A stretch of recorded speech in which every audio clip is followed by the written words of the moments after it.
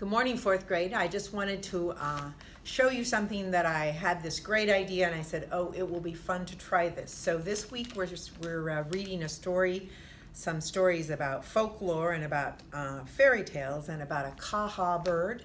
And then one of your choices on your choice board had to do with your favorite bird and how much they would weigh. So when I go on my walks, I'm always looking for bird feathers and I don't ever know what to do with them.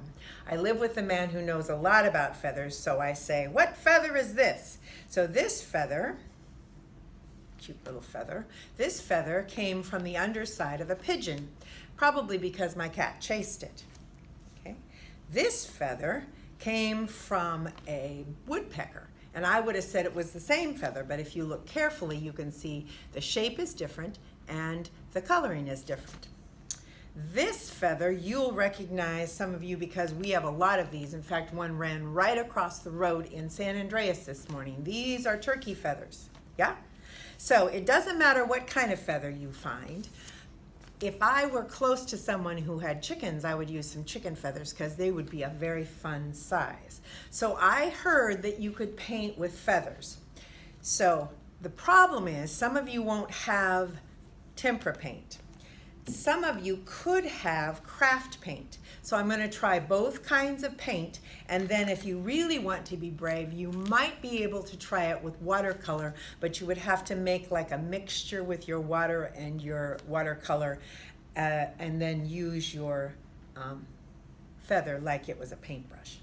So I should use all the primary colors, but this is supposed to be red, and just like everything in life currently, it looks a lot like pink. And this is Mr. Blue, and he exploded when I practiced this, so we'll see how it goes. Right? So Mrs. Marsh is not an artist. I'm not an artist in any way, shape, or form, but I love the process. So you can make whatever you want using this as your paintbrush. Okay, so I get some paint on here, and after I put it down a little bit, it stops looking like a paintbrush and looks more like a feather. So at the beginning, it has a lot of, it looks a lot like a paintbrush. And then I just keep doing it until I get those little wispy things that look more like a feather. I'll show you. Right? So here's the part I start with. It looks like a paintbrush, and then this starts to look like wispy feathers. I thought that it would be fun to do different sizes. So this is the medium size, right? And then after you've done it a little bit, you can get some ideas about what you could make. Like this is going to be my, the feathers of my turkey maybe. And then I would make this part the turkey. So I could use it just like it was a regular paintbrush. See, there's my blue turkey.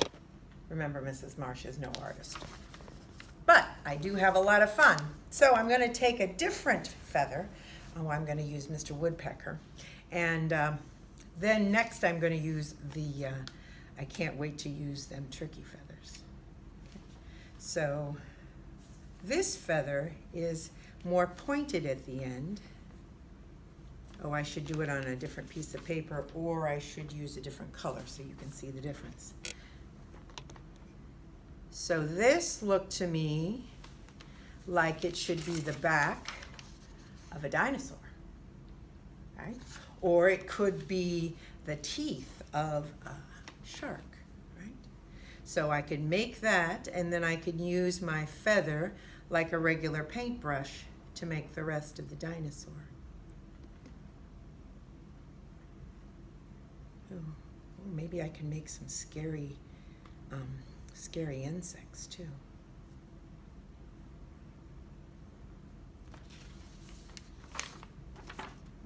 Maybe it's an insect, maybe it's a dinosaur. You all will do a better job. All right. Now I'm going to show you my favorite, which is the giant turkey feather.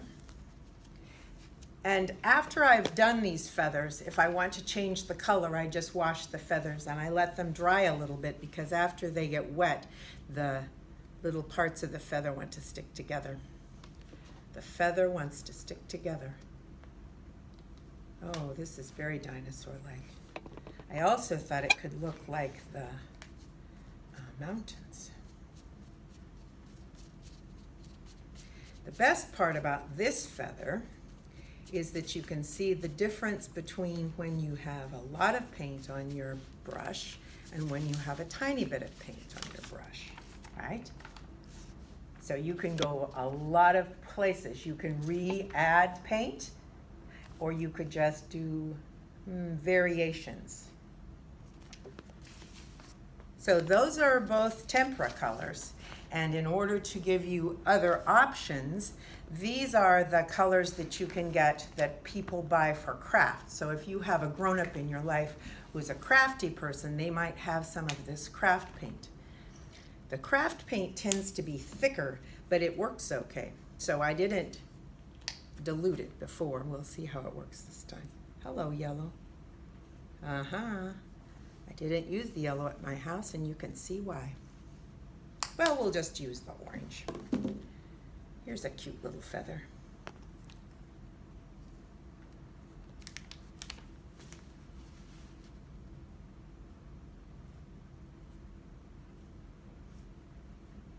I don't quite know what this should be. Oh, and if I go squishy, squishy, I can make different shapes from my feather, just like you all sometimes do with your paintbrush.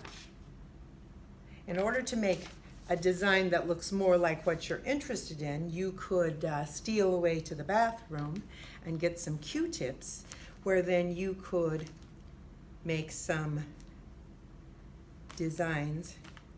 Oh, I shouldn't have done that. Now it looks like a funny thing. I'll give him an ear, okay? So you could make some cartoon-like characters. It's also true that you could use these Q-tips, or cotton swabs, as they're officially called, to be your paintbrush as well, right? So this is just an idea when you're out on a walk or on a bike ride and you find a feather or three, bring it home and make it your paintbrush. Happy